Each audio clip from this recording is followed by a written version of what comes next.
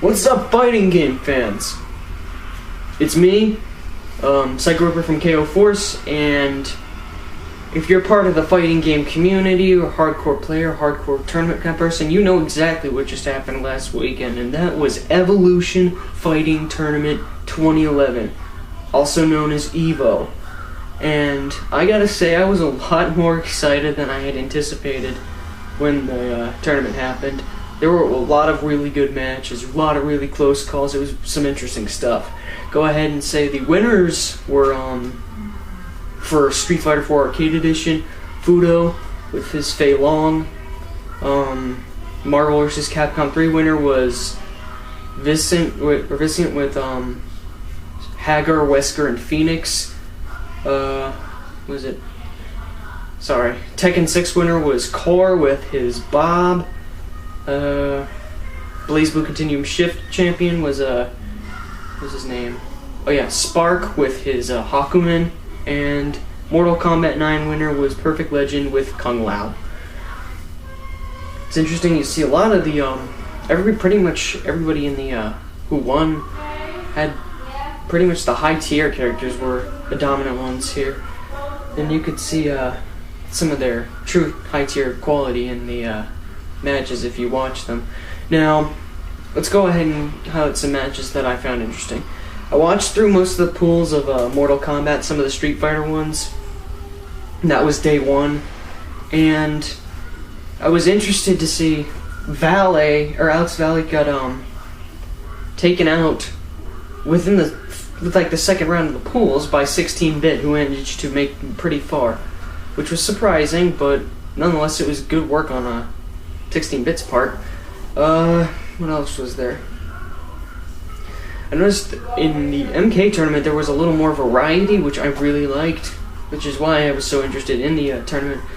Another big thing is I called out. I thought Tom Brady was going to get far. I thought he was going to win originally. I started watching some of the other matches that he's been in and started losing faith. But damn, he didn't even break top 32. He lost to Arturo Sanchez, who the funny thing about the match is he just came back from losing Street Fighter 4 Arcade Edition against Tu Yuns. That was his anger fuel, I should say. And so he beat Tom Brady. Tom Brady tried to play with Sub-Zero, and then he switched back to Kung Lao, who he played with most of the tournament, which was really not a very good... I don't think it was a good move on his part. His Kung Lao is kind of mediocre. Other good matches. The match between Chris G and, what was his name? It was in the losers finals, in the grand finals. It was, shoot, sorry, I'm blanking out. When I think of it again, I'll get back to it. No, Rio and Perfect Legend's last match, the grand finals. That was an interesting match. I got really hyped over it. Rio took the first set. He was in losers. He had to take 2 sets to win. With his Melina, he did some pretty cool stuff. He took the set, and then came the second time, and Perfect Legend started walking all over him, essentially. What I think was a bad move on Rio's part was he switched from Melina to Cyrax, and his Cyrax, it just didn't seem like he knew as much as he did with Melina. He also did a lot of really risky stuff against Kung Lao, because his teleport kick to, her teleport kick to a side throw in the air leaves her very vulnerable, and with Kung Lao you can punish it with his spin attack, which leads to another combo. All in all, it was a good match on their part. Perfect Legend showed some pretty decent Kung Lao work. He did a lot of good zoning and high-low mix-up. Now I remember. It was Chris G against J.O.P. That was an interesting match. Chris G with Reptile, J.O.P. with Johnny Cage. Johnny Cage was showing some really interesting resets with that nut punch. Chris G put up a damn good fight, but he couldn't really beat him. I'll be honest, I was disappointed because Chris G was one of my favorite fighters. I like his Reptile style. I mean, he resorted to turtling at some points, but I liked his aggression he had later on. It was pretty good stuff. Now then, moving on to Street Fighter, this was surprisingly the most unexpected for me. I did not expect to be as pulled into Street Fighter 4 Arcade Edition's finals as I was. I had turned on the stream when the finals came on and said, okay, I'll probably watch a few matches, few key ones. I want to see who's there and who's gonna win.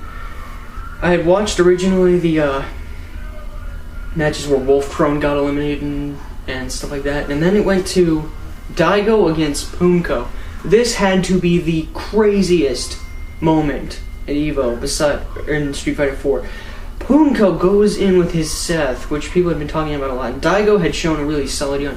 Punko goes in and basically destroys Daigo with Seth. It was so unexpected. He even on the last round got a perfect against Daigo, which sent him to losers, and then he had to face against Latif, who beat him. Daigo got pushed to 4th, and then it ended up Latif against Fudo, and unfortunately, I think it was, what was it? Yeah. Fudo had beaten Latif originally, and he had done it again, so Fudo took the championship.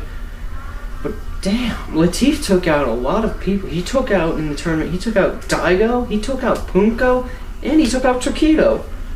That was really, really impressive on my part. I gotta keep an eye on Latif more. As for pool matches, I found interesting. There weren't a ton of really pull-in matches that I had seen. There was what was it? Oh yeah, one of the more interesting matches I had seen that wasn't in the finals was Alex Valley versus Daigo. Though Valley lost, he put up a solid fight against Daigo's Yun. Why am I calling him Yun? Because like beforehand, it just seemed like Daigo had really easy time with his opponents. He fought Alex Vale and had to go balls to the wall against this guy. This was some crazy stuff. Now, let's go to Marvel 3. Marvel 3, I'm gonna be honest, I got really bored originally watching pools because I saw so many goddamn Wolverines, Phoenixes, and Weskers. I thought it was gonna be the whole tournament. That was only halfway true, but they were really good matches. But I gotta say, the most interesting part of Marvel 3 was the prodigy Noah, the little kid, maybe 8 to 10 years old, going into EVO and beating some people. Hold on one second, there's something on right here. Okay, I'll join in a second. Anyways, sorry about the delay, I had to take care of something. Anyways, like I was saying, Noah had managed to get to the top 48, I think top 48, in the entire tournament. That he had to beat several people who were, probably had a few years or maybe a few months of fighting game experience over this kid.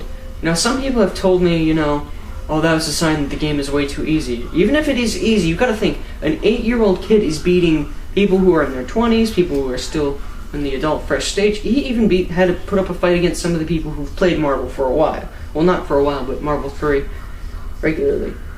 I mean, he took out a lot of the unknowns, but damn, for a kid, he put up a good fight. He's not the best player I've ever seen, but I was impressed by him for just being as young as he was. And then Chris G came and beat him. That was funny to watch because it basically turned Chris G into a bad guy. Everyone was booing when he was winning, but you know what? Chris G's teaching this kid a good lesson. You have to learn to lose the tournament matches sometime. Now, another good match I saw was Combo Fiend against Yipes. Combo Fiend is just he's one of my favorite Marvel players, and even though he didn't make it terribly far, he didn't go into the finals, he had put up really interesting fights. His match against Yipes was pretty exciting. It was I gotta say, that guy has got probably one of the most solid Spencers I've ever seen. I used to play as Spencer in Marvel 3, and I had seen some of his stuff and I was just blown away. But anyways, when I watched the another important thing about Marvel 3 is Justin Wong getting eliminated. That was surprising. I thought he was going to make it pretty far. I mean, I had predicted originally that he was going to win. That was, I guess, a bad call. He got beaten by a Phoenix team. And Daigo and Tokido, the two major Japanese players of the game, got eliminated in the game. I was not surprised Daigo didn't make it far because Daigo I'd not expect to win. But Tokido, I hadn't seen much of his stuff, so I can't say much for his part of Marvel. I've seen his Street Fighter play, and his Akuma is solid, and that was proven even more in the Street Fighter tournament. I watched bits and pieces of Tekken. I wasn't too terribly drawn into it. Tekken tournaments have never truly been 100% exciting to me. I'd watched a few bits and pieces. I think the best part of it had to be Ares and KO Police's commentary. That was just so funny. I don't know. Ares is fucking hilarious. That was just hilarious. Because he's sitting there, you know, saying, "Oh, that's my future wife," towards KO Police, and you know, I just kind of sat there and goes, "Oh my god." And otherwise, there was some decent matches. The final match was really kind of boring. It was a Bob Mirror match, essentially. And as for Blaze Blue, I tried to watch some of the tournament matches. Some of them were really uninteresting to me. But the final match between Spark and Lord Knight, that was incredible. That was pretty good. Even, I've never been a huge Blaze Blue fan, but my god, that was impressive. Spark had really shown his skill with Hakumen in there. Another thing I had to bring up was there was the Third Strike exhibition, which was cool.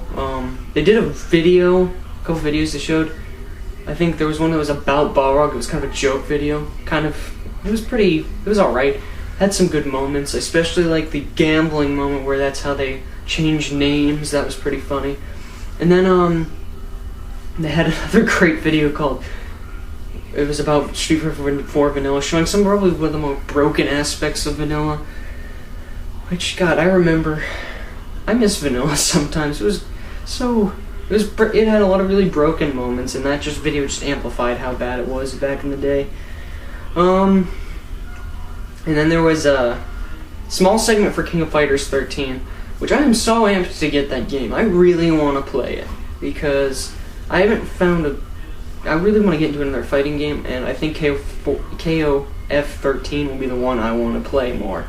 I really like the King of Fighters series, and I could go for some King of Fighters action on the Xbox. I got my stick set up for it in the back, which I've done a review on. If you haven't seen it, go check it out. Anyways, EVO 2011 was a lot more exciting than I had ever guessed it would have been. There's replays on YouTube all over now, so you need to go check out some of them. Some of the ones I mentioned, and some of the other finals matches for the games that I didn't bring up.